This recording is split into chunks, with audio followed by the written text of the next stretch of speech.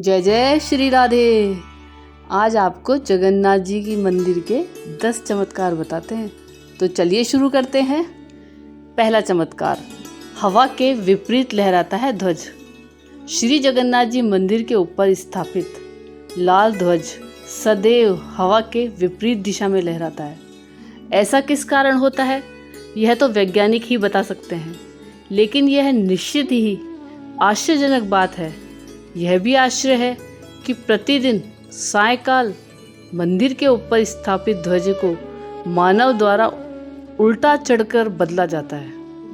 ध्वज भी इतना भव्य है कि जब यह लहराता है तो इसे सब देखते ही रह जाते हैं। ध्वज पर शिव का चंद्र बना हुआ है। दूसरा चमत्कार, गुंबद की छाया नहीं बनती। यह दुनिया का सबसे भव्य और ऊंचा मंदिर है। यह मंदिर 4 लाख वर्ग फुट में क्षेत्र में फैला है और इसकी ऊंचाई लगभग 214 फुट है। मंदिर के पास खड़े रहकर इसका गुंबद देख पाना असंभव है। मुख्य गुंबद की छाया दिन के किसी भी समय अदृश्य ही रहती है। हमारे पूर्वज कितने बड़े इंजीनियर रहे होंगे, यह इस एक मंदिर के उदाहरण से समझा जा सकता है। पुरी के मंदिर का यह भव्य रूप 7वीं सदी में निर्मित किया गया। अब बताते हैं तीसरा चमत्कार, चमत्कारिक सुदर्शन चक्र। पुरी में किसी भी स्थान से आप मंदिर के शीर्ष पर लगे सुदर्शन चक्र को देखेंगे तो वह आपको सदैव अपने सामने ही लगा दिखेगा।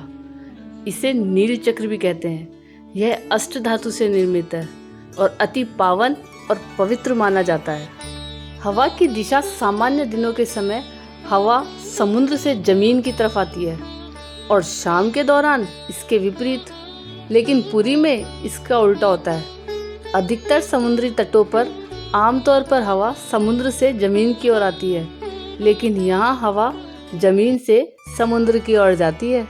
यह है यहाँ का चौथा चमत्कार। चलिए तो 5वें चमत्कार की बात करते हैं।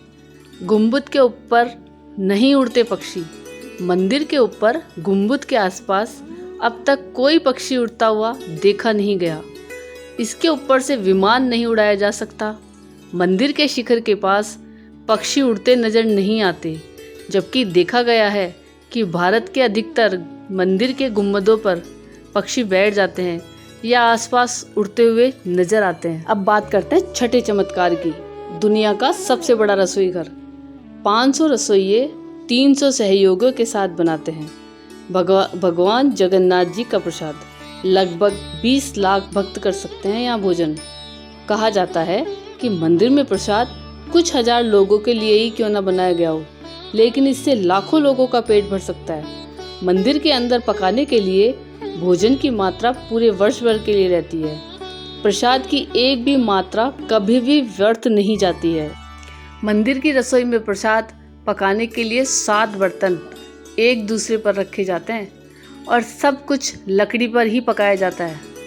इस प्रक्रिया में शीर्ष बर्तन में सामग्री सबसे पहले पकती है और फिर क्रमशः नीचे की तरफ एक के बाद एक पकती जाती है, अर्थात सबसे ऊपर रखे बर्तन का खाना पहले पक जाता है ना चमत्कार। अब बात करते हैं 7वें चमत्कार की, समुद्र की ध्वनि। मंदिर के सिंह द्वार में पहला कदम प्रवेश करने पर ही आप सागर द्वारा निमित्त किसी भी ध्वनि को नहीं सुन सकते। आप एक ही कदम को पार करें तब आप इसे सुन सकते हैं। इसे शाम को स्पष्ट रूप से अनुभव किया जा सकता है। इसी तरह मंदिर के बाहर स्वर्ग द्वार है, जहाँ पर मोक्ष प्राप्ति के लिए शव जलाए जाते हैं। लेकिन जब आप मंदिर से बाहर निकलेंगे तभी आपको लाशों के जलने की गंध महसूस होगी। 8वां चमत्कार, रूप बदलती है मूर्ति। यहाँ श्री कृष्ण को जगन्नाथ कहते हैं। जगन्नाथ के साथ उनके भाई बलभद्र, बलराम और बहन सुभद्रा विराजमान है। तीनों की ये मूर्तियाँ काष्ठ की बनी हुई है। यहाँ प्रत्येक 12 साल में एक बार होता है प्रतिमा का नव कलेवर। मूर्तियाँ नई जरूर बनाई जाती है, लेकिन आकार और रूप वही रहता है।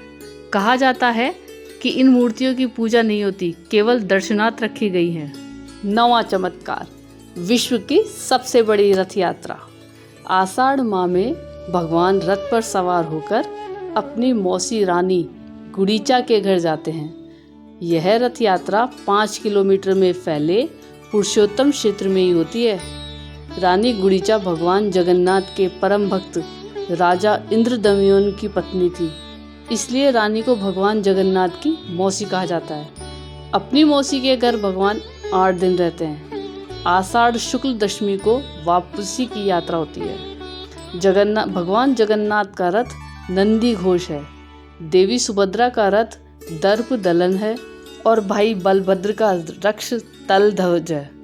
पुरी के गजपति महाराज सोने की झाड़ू बुआरते हैं, जिसे छेरा पैरणन कहते हैं। 10वां चमत्कार, हनुमान जी करते हैं जगन्नाथ की समुद्र से रक्षा। माना जाता है कि 3 बार समुद्र ने जगन्नाथ जी के मंदिर को तोड़ दिया था। कहते हैं कि महाप्रभु जगन्नाथ ने वीर मारुति को यहाँ समुद्र को नियंत्रित करने हेतु नियुक्त किया था, परंतु जब तब हनुमान जी जगन्नाथ, बलभद्र एवं सुभद्रा के दर्शनों का लोभ स्वर्ण नहीं कर पाते थे। वे प्रभु के दर्शन के लिए नगर में प्रवेश कर जाते थे। ऐसे में समुद्र भी उनके पीछे नगर में प्रवेश कर जाता था। केसरी नंदन हनुमान जी की इस आदत से परेशान होकर जगन्नाथ महाप्रभु ने हनुमान जी को यहाँ स्वर्ण बेड़ी से आबद्ध कर दिया। यहाँ जगन्नाथपुरी में ही सागर तट पर बेदी हनुमान का प्राचीन एवं प्रसिद्ध मंदिर है। भक्त लोग बेड़ी में जकड़े हनुमान जी के दर्शन करने के लिए आते हैं। तो ये है जगन्नाथ जी के 10 चमत्कार। आपको ये कैसे लगी वीडियो, ये आप कमेंट्स करके ज़रूर बताइएगा, और चैनल पर नए हो तो सब्सक्राइब ज़रूर कीजिएगा। धन्यवाद।